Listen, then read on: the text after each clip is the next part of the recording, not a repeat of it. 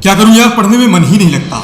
मेरे से यदि आप भी इसे अपनी कमजोरी मानने की सबसे बड़ी गलती कर रहे हैं ना, तो सावधान। इस वीडियो में मैं प्रूफ करके दिखाऊंगा यह आपकी सबसे बड़ी कमजोरी नहीं, सबसे बड़ी ताकत है। बस जरूरत है तो स्टडी से रिलेटेड कुछ थ्योरीज समझने की, जिसके बारे में आपको कभी किसी ने बताया ही नहीं। आपको डाउट होगा कहीं मेरा समय ना खराब हो जाए, तो मैं बता देता हूँ। इस वीडियो में पढ़ाई में मन ना लगने की आदत पर वैज्ञानिक या साइंटिफिक, मनोवैज्ञानिक या साइकोलॉजिकल, आध्यात्मिक या स्पिरिचुअल, और आखिर में जिस पर कोई ध्यान नहीं देता वो है पढ़ने में मन ना लगने के पीछे वास्तु दोष क्या कहता है। इन सब के बारे में डिटेल से जानने वाले हैं। सो पूरी एनर्जी के साथ वीडियो को फील करने का प्रयास कीजिए।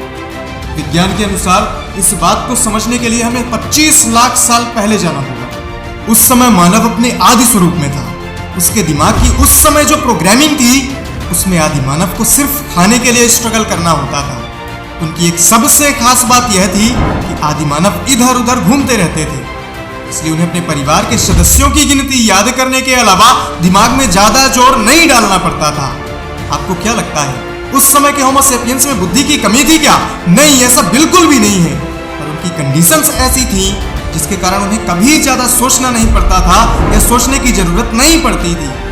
धीरे धीरे होमो सेपियंस या मानव के दिमाग को ज्यादातर आराम की आदत पड़ गई और उसका दिमाग आराम करने की आदत में ढलता चला गया और बाद में उसकी यही सबसे बड़ी कमजोरी साबित हो गई। अब आते हैं आज के मानव। मेट्स, इतना डेवलपमेंट होने के बावजूद विज्ञान कहता है पढ़ाई से रिलेटेड सबसे बड़ा कंफ्यूजन या सबसे बड़ा प्रश्न यही है, पढ़ाई में मन नहीं लगता, क्या करूं? एग्जैक्ट डेटा तो संभव नहीं है, लेकिन एक सर्वे के मुताबिक 92% ऑफ स्टूडेंट्स को कभी ना कभी इस प्रश्न ने परेशान किया है, पढ़ने में मन क्यों नहीं लगता। आज से सबसे पहले तो यह सोचना छोड़ दो कि पढ़ने में मन ना लगने की बीमारी सिर्फ तुम्हें है या पढ़ने में मन ना लगना तुम्हारी सबसे बड़ी कमजोरी है। नहीं, ऐसा नहीं है। एक्चुअली यह कमजोरी हम सब में है और इसी से लड़ने का तरीका तुम्हें खोजना है। तुम्हारी सबसे बड़ी कमजोरी खुद के बारे में ऐसा सोचना है। उम्मीद है तुम्हारा एक भ्रम तो खत्म हो गया होगा, तुम्हारी एक कमजोरी से पर्दा हट गया होगा।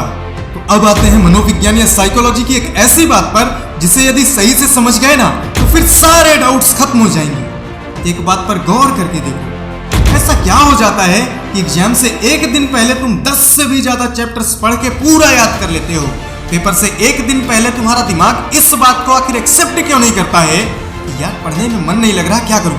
उस दिन एक कमजोर से भी कमजोर स्टूडेंट इस बात को सिरे से नकार देता है। उसे नहीं पता होता कि साल भर ना पढ़ने का परिणाम क्या होगा, लेकिन उसे यह पता होता है कि आज जितना भी पढ़ लूंगा कल एग्जाम में मेरे काम जरूर आएगा। इस पर मनोविज्ञान या अंतर्मन विज्ञान कहता है कि हमारा दिमाग किसी भी चीज का रिजल्ट तुरंत पाना चाहता है। वह हमें फोर्स करता है रिजल्ट पे डाउट करने के लिए। इसीलिए हम अक्सर सोचते हैं यदि आज पढ़ूंगा तो कल भूल जाएगा, इसलिए ज्यादा सिलेबस एग्जाम टाइम पे कवर करूंगा। आपका दिमाग दूर के रिजल्ट्स पे पर्दा डाल देता है, आपको इस पर्दे को ना हटाने के लिए मजबूर करता है। तो यार अपने मनोविज्ञान या साइकोलॉजी को गौर से एसेस करो, ठीक से ऑब्जर्व करो। तुम्हारा खुद का दिमाग तुम्हारे साथ कितना बड़ा खेल खेल रहा है और तुम दूर का रिजल्ट ना देख पाने में असमर्थ हो। तुम्हें तो कोई परवाह ही नहीं है। बस जब मन चला YouTube पे सर्च कर लिया पढ़ने में मन नहीं लगता, क्या करूं? अगर तुम सच में किसी चीज को पाना चाहते हो ना, तो ये सब फिजूल के बहाने हैं, जैसे समय नहीं मिलता, बहुत सारा काम है, मुझे याद नहीं रहता, आलस आता है, पढ़ने में मन नहीं लगता। एग्जाम से पहले क्या कोई अदृश्य शक्ति तुम्हारे अंदर आ जाती है जो पूरा सिलेबस एक दिन में पूरा करवा देती है? नहीं। और यदि आती भी है तो अचानक से गायब कहाँ हो जाती है? तो मैं बताता हूँ उस अदृश्य शक्ति को तुम हमेशा अपने साथ कैसे लेकर चल सकते हो। जब इसी टॉपिक पे आध्यात्मिक या स्पिरिचुअल स्टडी की गई तो पता लगा किसी भी चीज में मन ना लगने के पीछे आपका खुद का मन इन्वॉल्व होता है। आपका मन हर समय अपने आप को सही ठहराने के लिए हर एक चीज से बहाना जरूर ढूंढता है। जिस चीज पर आपका इंटरेस्ट होता है, जैसे मोबाइल चलाना, सोशल मीडिया नेटवर्क पर घंटों वक्त बर्बाद करना, गेम्स खेलना, मूवीज देखना, या फिर आजकल के बकवास नेताओं की चाकरी करते न्यूज चैनल्स में उनकी दादागिरी देखना, इन सब से आपका आध्यात्मिक मन जुड़ चुका होता है, क्योंकि आध्यात्म का अर्थ ही आस्था से जुड़ा है। इसी आध्यात्मिक मन की आस्था को हम इंटरेस्ट कहते हैं। तो ये मन ना लगना सिर्फ और सिर्फ एक आध्यात्मिक बहाना ढूंढना है, जिसे तुम्हारा मन तुम्हारे भविष्य की असफलताओं और फेलियर्स को सही ठहराने के लिए गढ़ता है। इसलिए या तो उस क्षेत्र में अपना भविष्य बनाओ जिसमें तुम्हारा मन लगता हो, या फिर हर तरह के बहाने को त्याग कर पढ़ाई में मन लगाओ। भले ही मन को मार कर तुम्हें अपना मोबाइल फोन कचरे के डिब्बे में ही क्यों ना फेंकना पड़ जाए, अपने रातों की नींद का डोज क्यों ना कम करना पड़े, हर एक खुराफाती दोस्त से दूरी क्यों ना बनानी पड़े, या फिर इस दुनिया से कुछ समय के लिए संन्यास ही क्यों ना लेना पड़े, सबसे दूरी ही क्यों ना बनानी पड़े। याद रखना, बहानों की दुनिया से निकले बिना मंजिल नहीं मिलने वाली। अब आते हैं वास्तु की तरफ, जिस पर ज्यादा लोग गौर नहीं करते, इसे फिक्टिशियस मानते हैं।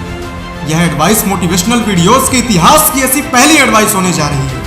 मैं बताऊंगा तुम्हें किस जगह, किस दिशा और किस दशा में पढ़ाई करनी चाहिए। अक्सर हम वास्तु दोषों को रियल नहीं मानते, लेकिन दोस्तों प्राचीन काल से इसका बड़ा महत्व रहा है। विश्वास मानो, जो मैं बताने जा रहा हूं ना, यदि उस स्टेप को फॉलो करने लग गए तो पढ़ाई करते समय एक अलग लेवल की एनर्जी या ऊर्जा महसूस करोगे।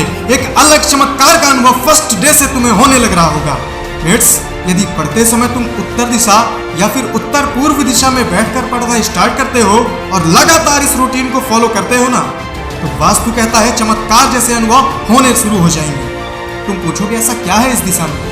मेट्स, इस दिशा को देव दिशा माना जाता है, इसलिए पढ़ने के लिए और विचारों में उच्चता लाने के साथ साथ मन की एकाग्रता के लिए यह दिशा सर्वश्रेष्ठ मानी जाती है। So start following these steps. उम्मीद है इस वीडियो से बहुत कुछ सीख कर गए होगे। सो वीडियो को लाइक और चैनल को सब्सक्राइब जरूर कर देना। इंस्टा और टेलीग्राम पे पर्सनल क्वेरी के लिए आ जाना। मिलते हैं एक और शानदार वीडियो आर्टिकल के साथ। तब तक के लिए मैं शिवम प्रयासी हरीश साइन ऑफ करता हूँ। सी यू सून। थैंक्स।